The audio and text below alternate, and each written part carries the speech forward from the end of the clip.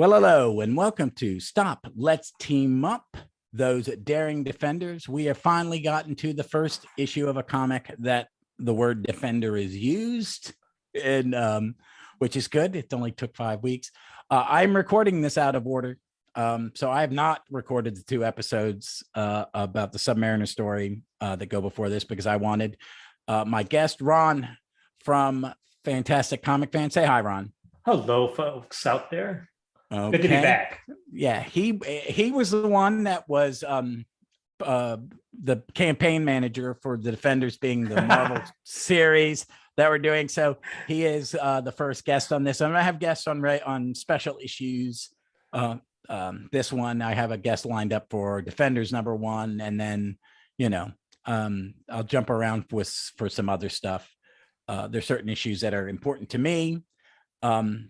But we're going to talk about this comic real quick, the Marvel feature #1. So let me give the vital statistics, and then me and Ron I'll drop in a synopsis, and then me and Ron are going to talk about the comic real quickly, and then we're going to talk about our takes on the Defenders as a series. So this is Marvel feature #1. It was released on July 20th, 1971, with the cover date December 1971.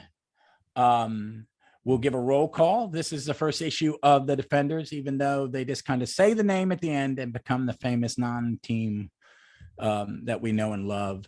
Roll call: Doctor Strange, Submariner, Hulk. Wong makes a special appearance, and it's Yandroth. I'm pronouncing that right. And yes. The Omegatron are the villains who have been constant this and the Undying Ones in the last 5 sequels. This is written by Roy Thomas, penciler Ross Andrew, inker Bill Everett, letterer Sam Rosen, and editor Stan Lee. Well, here is the amazing synopsis from the Marvel database. After being called to his old foe Yandros on his deathbed, Doctor Strange is warned by the techno-wizard that he has created a doomsday machine called the Omegatron to destroy the Earth 5 hours after it's activated. In order to save the world, Doctor Strange gathers the aid of Namor the Submariner. He recommends getting the Silver Surfer to help, but they find that he is busy trying to break through the barrier that keeps him on Earth. They witness the Surfer hitting the barrier and falling back to Earth unconscious, and determine that they cannot wait for him to recover. They instead seek the assistance of the Hulk to find the Omegatron and destroy it, before it can start a nuclear chain reaction that will destroy the planet. They pinpoint the device to a lighthouse in Maine. The 3 heroes enter the lighthouse from different paths using their special skills. Namor enters from beneath through the ocean. The Hulk enters through the front, while Doctor Strange uses his astral form to scout the building. Strange eventually enters the main room where he meets Omegatron, who explains that Yandroth sent Strange on this path intentionally so the Omegatron can harness the power of Strange's allies. Namor and Hulk soon enter, and Strange tries to explain that they cannot harm the machine or else the planet will be destroyed. The two take this as an hallucination presented to them by Omegatron and attempt to force their way past. Strange, left with no other option, pits his friends against each other to distract them, making them see hallucinations to fight one another. With ample time, Strange then casts a spell around the lighthouse, slowing down the progression of the time to an eternal crawl, so that it will be centuries before the Omegatron finally counts down its final moments before detonation. With the threat of the Omegatron at least postponed indefinitely, Strange explains what happened to the now somber group.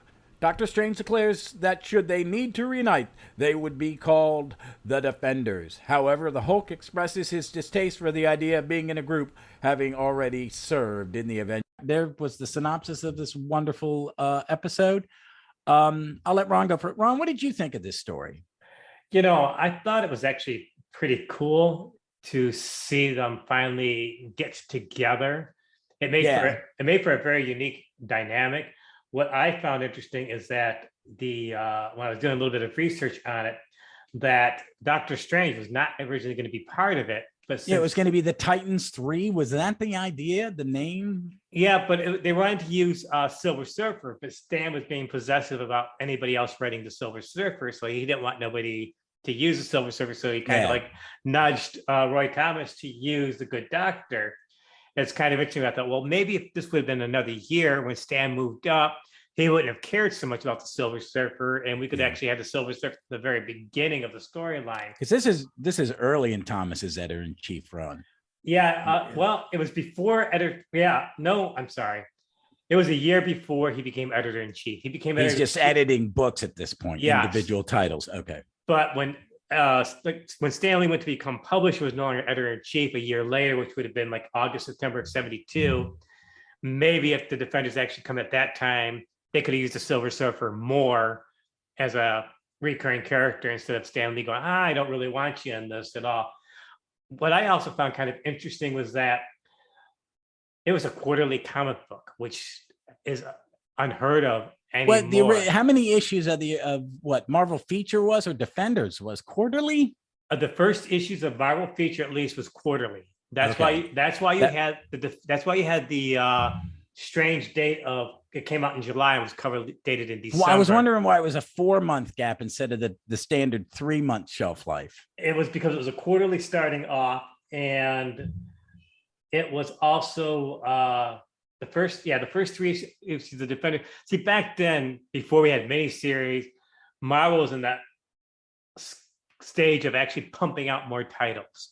And they would test drive stuff in other features, right? Yes, Marvel Premiere. Yes, Marvel Premiere, Marvel Feature. I forget the other ones at the time.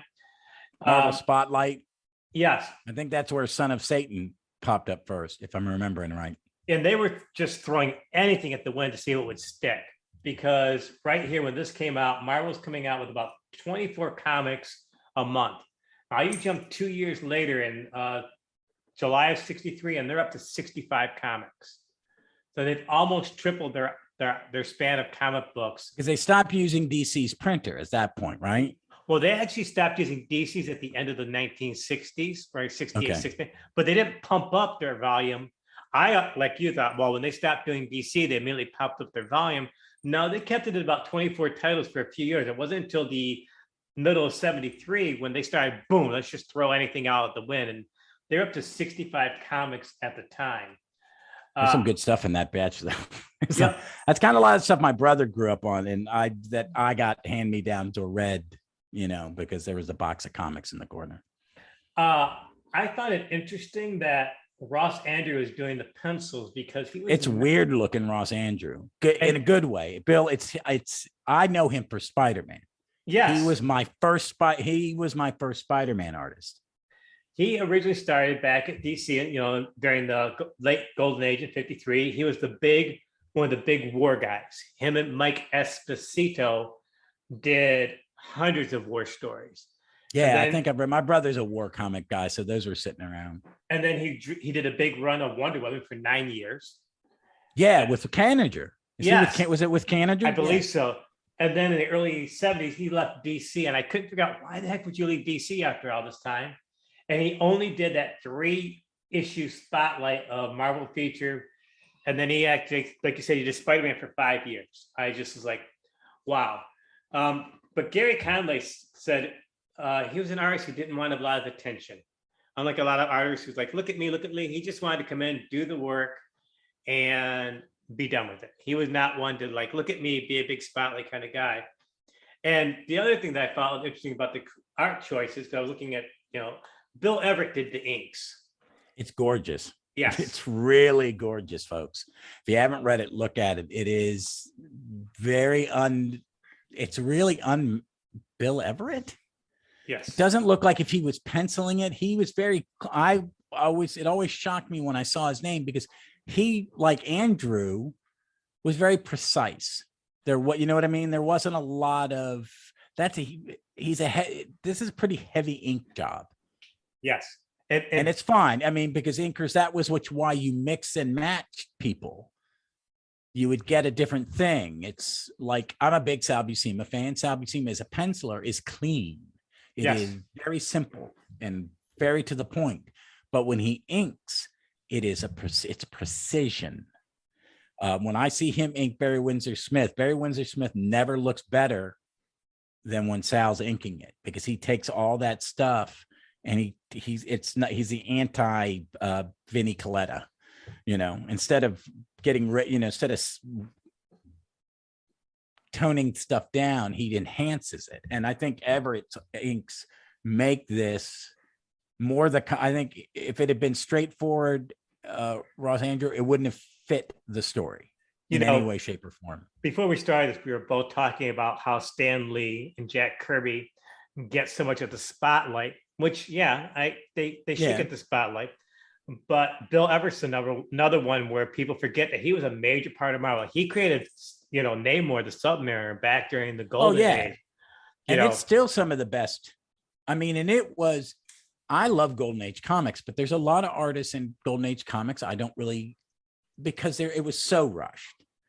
It was so assembly line, and they had assistants. And I'm a big JSA fan, but some of the art in the early issues of All Star Comics it's rough. But Bill Everett was it's like, who's the guy that did the covers? Alex Schoenberg? I think so. Yeah.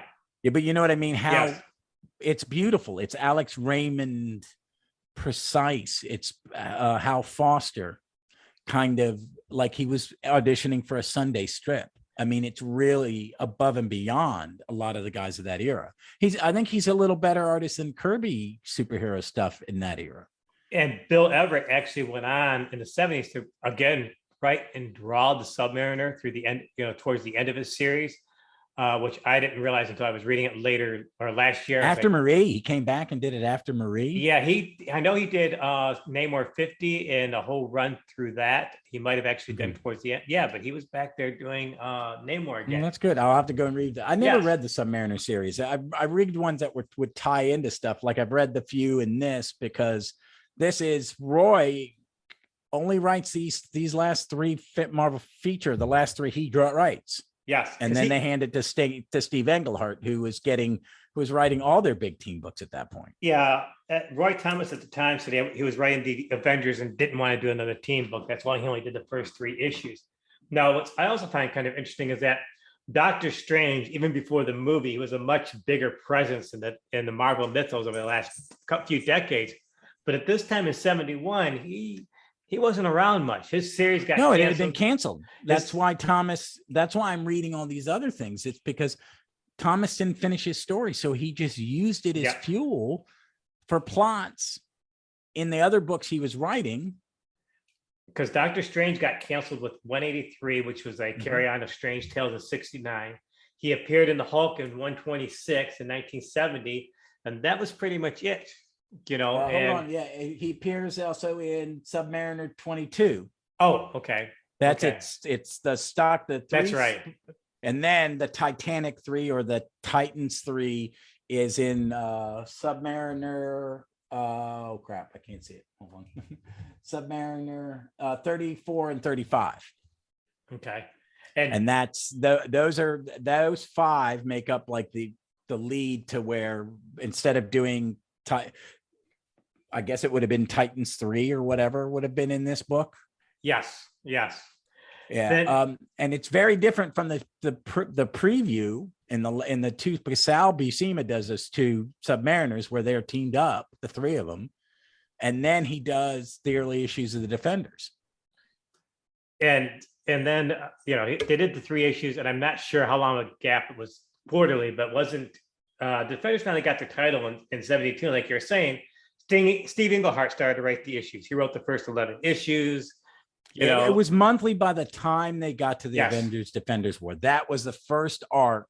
Yeah, when it was monthly, and I think they did it that way to see if it sold, and then tied it into the Avengers, because at that point the Avengers was a big time for the Avengers. It was pretty popular-ish. Yes, wasn't FF popular, but the X-Men were nothing then. So it was the number 2 book. I mean, it was the number 2 team book. And that's when I started reading. Englehart's kind of that when I read consistently, like every month, was during the Englehart era. And I got a huge soft spot for Englehart. So, and Englehart was he was actually able to bring the Silver Surfer into the comic book with issue 2. I think he didn't give a shit. He would have probably just said, I didn't give a shit. He was a contrarian, man. They didn't let him finish his plot in Avengers, and he went and used it in Justice League. You're right. He also I'm gonna still tell my story, and that is Mantis. In his mind, that's Mantis. And he was also responsible for bringing Valkyrie on the team, which lasted all the way straight through. Well, see, and that's what I love about him. He brought back the Swordsman and brought in Mantis. Yes. Yes. And I'm one of those comic guys. Hawkeye's my Avenger. I like Beast is one of the Avengers I love. I like the characters that you wouldn't say fit in a book. I like it when a writer finds that kind of in a team book, because that's my favorite kind of comic, is those weird fits. We were talking before this. I'm a huge fan of the female Red Guardian, who's in the David Anthony. He's in some of the Englehart and then the David Anthony Kraft. And there's a great arc with Keith Giffen, early Keith Giffen, with Klaus Janson help supporting him and pencils, and it gets more an embellishment. And the lineup is Nighthawk, Hulk, Hellcat, Valkyrie, Red Guardian, and Moon Knight. Yeah, you were talking about Giffen. He drew it from like issues 42 to like 54. And when they had the Hulk on there, I think it was David Anthony Kraft who, like, I did not want the Hulk in there. They made us put him in there because the Hulk back then had his own TV show. And Marvel was like, well, we got to have the Hulk whenever we can. And they pretty much shoehorned the Hulk into all these Defender stories, even though they really didn't want it. Didn't make sense why he was hanging out in New York. No, not at all. The cool thing about the Defenders is you and I know, and most people know, is that Marvel's only non-team. They really never were a team. That was a joke, but they always was the same 4 or 5 people for about a day, 10 or 12. Well, we're not really a team. You never leave each other. No, but they had a good revolving door of extra characters that would float in, float out. Especially in those early years, up until Kraft. You'd have Yellow Jacket, Son of Satan. And Son of Satan came back and actually is one of those people that actually becomes a member. Hawkeye was there for a while. Hawkeye, Englehart, when he took him out of the Avengers, he immediately brought him into Defenders. And I think it was just, I don't know why Black Knight was turned to stone. I think Englehart was trying to use him because he liked to bring, he brought the Swordsman back.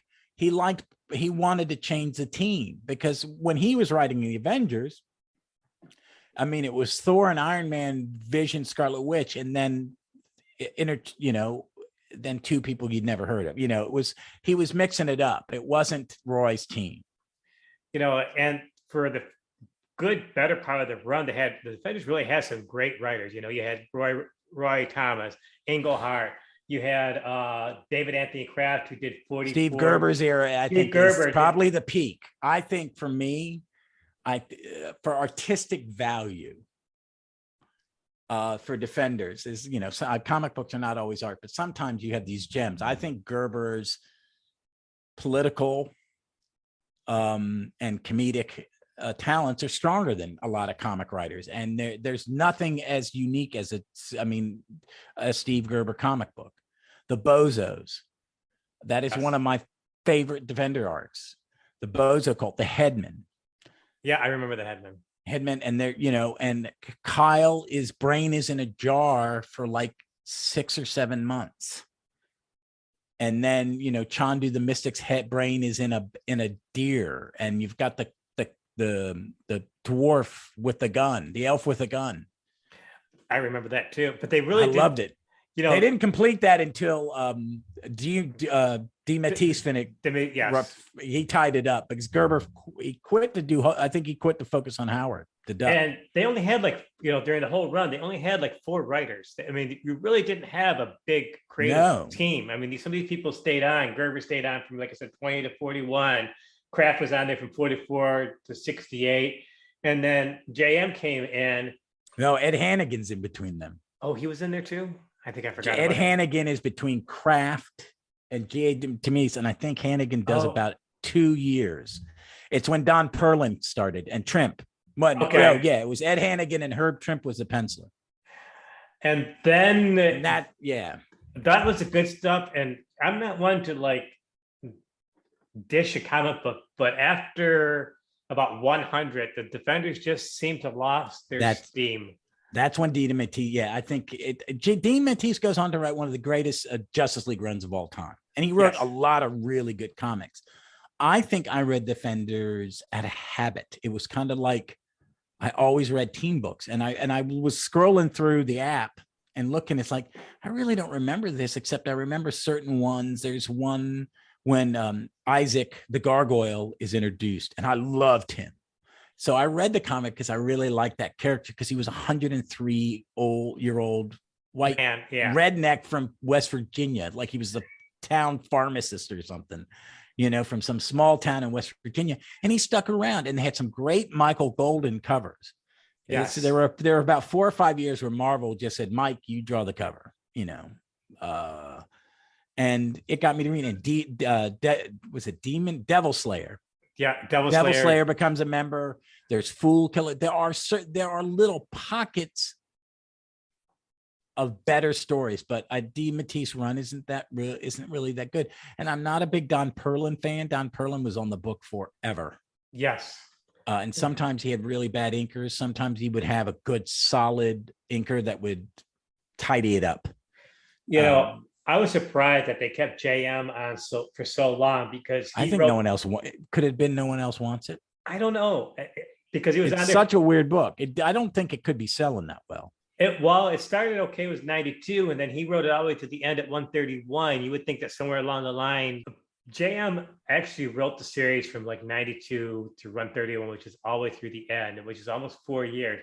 You would think somewhere along towards, if Marvel thought it was really getting bad, they'd make some creative shuffle, some kind of change. I don't think they cared. I think it was a safe slot. It probably sold okay. I think because this is pre-event. Yes. It died before the era of the event. It died before Secret Wars. It died before. Was Shooter the editor-in-chief? Yes. Toward the end of this, he would have been the editor-in-chief. I think what it was is you had slots in your print order, and people bought it, and because because new X-Men, they all new Uncanny X-Men, whatever. Yes. 94 is somewhere in the middle. It's just, I just think, and I remember I was working in a comic shop when all those were coming out, and there was a lot of there was a lot of just adequate comic books. They weren't it took like the early 80s when things started to change and books like this got canceled. And that's probably why this one was canceled. It's like they try to make it the New Defenders. They try to copy the new version. Yeah, that was, you know what I mean? That was their big 125 issue, and they actually became a real team, which can, like I said before, it kind of ripped the whole heart out of the whole. It was not very premise. Good. It was like, okay, you've got two cast off from the X-Men and the Champions. Yes. You got the Beast, why they wrote him out of the Avengers, it always bothered me, because to me he was like a core Avenger for about a decade. Yes, he was. And then he was in this, and then finally Claremont got him back. I think it was Claremont and Louis Simonson kind of called dibs on him, and they brought him back into the X Factor. But all three of them back into the X Factor, and it just didn't make sense. Moondragon. Yeah, Moondragon was like, it limped along for about another year. And the only good parts of that I liked of that is that the Gargoyle was kind of the mainstay. Him and Hellcat. Yes, they stick. And I like Patsy. I'm reading the recent Iron Man run, and I kind of like it, even though Tony and Patsy together is kind of weird. But they married Damian Hellstrom. That was their soap opera characters. Yes, and that was it. Patsy was a big mainstay throughout, big chunks of the Defenders back then. She stayed around after. I think when she came in, she was on it till the end.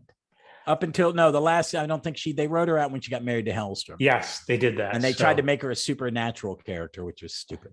It didn't work at all. But yeah, unfortunately, but like I said, Valkyrie was the one character that everybody kept all the way straight through. She was just the old war horse, and she just kept on going right till the very end. And I liked what they did with Valkyrie over the time. But I do too. She's my favorite of the Valkyries. And I've liked the two modern ones, the Jane Foster. That was an interesting book.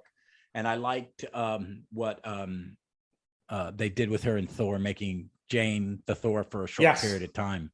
And I like her becoming a Valkyrie. And they did create a version of Valkyrie to look like Tessa Thompson's film version, and just made her not Broomhilda, just another Valkyrie. Exactly. And she's really interesting, because the last two Defender minis that have come out, They've done two recent ones I've been pimping recently, and they're beautiful. It's the artist who did the Marvel History has been drawing it. They're bringing it back called Defenders Beyond with some new characters that ties more in those stories where, like in the latest run, one of the members is, I think her name is Xanth, and she is the mother of Galactus. I heard of that run. Yes, it's a really good. And they remember in Marvel Comics 2000 or whatever, the anniversary issue, and they had this mask Midnight. His story comes into that, and it's important, and it ties into Defenders history, and it's pretty. The art's gorgeous, but it's Al Ewing, so it's really weird. It's not on the level of the Ultimates weird, but it's the perfect level of Defenders weird, where Stephen Strange puts a weird team together and goes on a journey, and Cloud's in it. And it's just a good mix of characters, and they're doing another series, and I think Gargoyle's going to be in it. And because over the years, they really didn't do very many really good redos of the original Defenders. I mean, they tried some stuff. The Order, which was entertaining, but it wasn't the Defenders. But nobody's really actually been able to recapture that Defenders magic, as an ongoing series at the same zaniness. And the way Marvel's structured now, I don't think that non-hero title could actually survive in the long run. I think it's just Marvel's. No one really did another comedic superhero book until DeMatteis, who did. There was no humor in his Defenders. None. None at all. Very dark, very moody.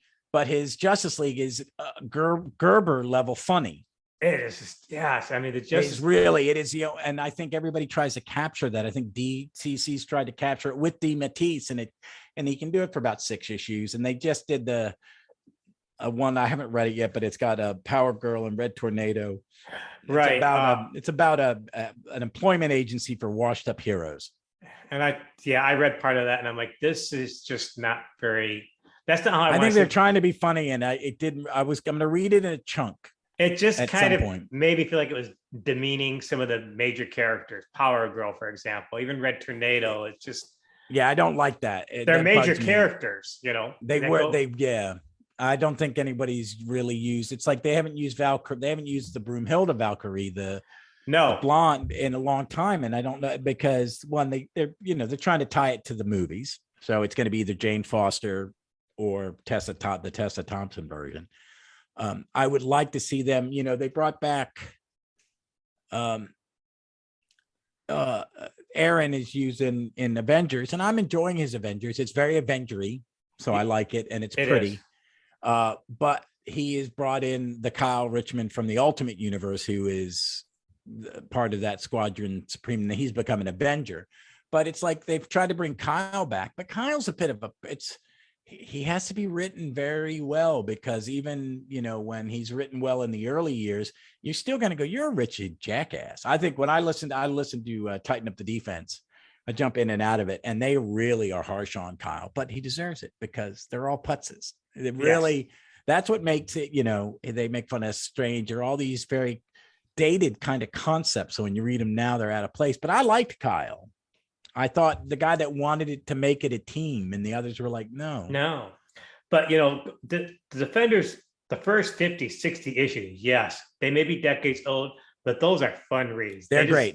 They deserve to be read. If you're a new reader who's just playing around with the comic books, you haven't really delved into the Bronze Age, the Defenders, if read in the context of the times as a Bronze Age title, it does stand up even now. It's a great title. I think some of Gerber's politics is kind of it would work again now. Yes. There's some of his politics. I mean, if you haven't read Gerber is very political, but he's incredible. He's a satir. He's kind of like he's the perfect satirist that works in comics, to where you're still reading a superhero comic book and you're giggling because there's silly things going on. The bozos, the headmen are all little tongue in cheek. And he's making a political statement. Howard the Duck is absolute silliness at times, but it's also noir and political satire all at the same time. And I think he does the superhero team pastiche with a little, like, what do we talk about going on in 19 Nixon, power and authority. And, it's really good. It's really working. And then you go to Kraft and you get hardcore superhero team, especially when it's that Giffen and Klaus Janson art, man, it's on all cylinders. There are about 3 books that I'm like that with Giffen, early Giffen. It's that, his Challengers, the Unknown. Oh crap! And now I'm not going to remember the third one, but he did another one. But his early stuff was good. And it's real that I could watch I could read that Scorpio story anytime. Yeah, it does make for a good read. So what else about this before you wrap it up? I'm looking forward to reading. I have not read this, and I'm doing this pretty much week to week, and I'm not jumping ahead. I'm looking forward to seeing rekindling this, because I did read this up till New Defenders every month. I have no memory really of anything after Craft. I read the Defenders last year for the first time in decades. And how did it hold up on a reread? It held up really good. I really enjoyed it. I think somewhere around 80 or 90, I need to pick up again, because Marvel had this huge chunk right in the middle there where they didn't have it archived on their Marvel Unlimited. But now the whole issues, all of them are right there to read. Yeah. And I kept my essentials of that, Avengers, and just that and Avengers. Because I was like, I'm not buying. I wasn't on using the apps when I sold a big bunch of my comics, but I'm an Avenger fan, so I will do an Avenger reread it sometime. But I like the Defenders enough. It's like, I want to reread this, and the pandemic came, and I read like the first. I got through. I think I got up to the Defenders for a Day. Okay, I remember that. Yeah, that's the end. That's Ed Hannigan, or that's tail end David Anthony Kraft. So, and that's as far as I got. And then I was like, I can't read any more Defenders. I just read 65 Defenders comics in like 4 days. For an older fan, it holds up. You would really enjoy rereading it as an older fan. For a newer fan, yes, you definitely need to check out these early runs of Defenders, because a lot of the storylines and plots, they still ripper throughout the Marvel mythos over the decades. They still, still connect. You can still connect.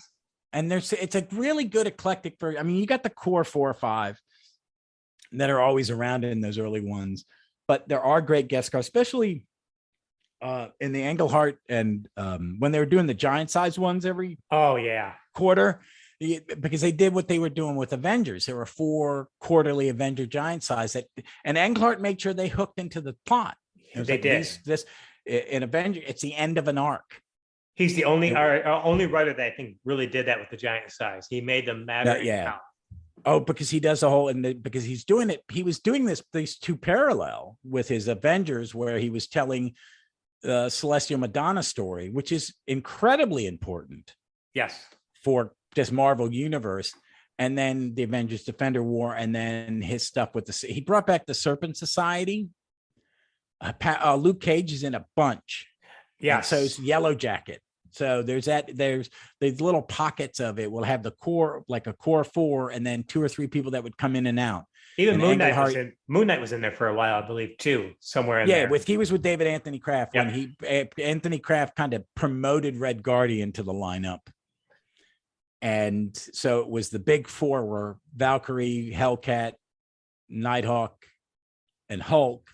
And then the 2 inserts for David Anthony Kraft were Moon Knight, Red Guardian, and then he brings back Son of Satan. Satan, yes. Yeah. So he would plug in. They always, whoever is writing would have the ones that they wanted to use again and again. I think Gerber just stuck with 5. It was just the big 5, and he really didn't tweak it. But they're worth reading, and there's some great art in it. You got a lot of good Sal Buscema. You got early Keith Giffen. There's some. I do like the Herb Trimp stuff. I'm a big Trimp fan, so it's worth reading, folks. So the next episodes of those Daring Defenders is going to be Marvel feature number 2, which, to be honest, I like doing this reread only 1 comic a week, because I don't have. I remember basics, but I don't remember the individual bits and pieces, because I haven't read this. I don't think I've read this since the 1980s. You're in for a treat. You'll enjoy it. I'm looking forward to. Oh, you get me into Once we get the Englehart thing, I'll probably just read the go pull my color Avengers Defenders and read it. I've read that story about 30 times. Well, folks, thanks for listening. Ron, thank you for coming back on. Check out Ron's podcast. Fantastic comic fan. He has how many a week are you doing now? About three a week. I'm doing. I do some Kickstarters, a lot of indies. I'll throw in Silver Age, current comic. You'll never know what I'm going to have from week to week. Even I'm not that. I have to be. I'm doing. I will probably throw some special stuff up coming up, folks. And Ron will be back soon with something. I just haven't figured out which I'm going to invite him back for. But this, since we're recording this a little in advance, I don't know what'll be planned for the Saturday that follows this, but I've got some guests lined up for stuff, but I haven't recorded it. So a lot of good stuff coming up.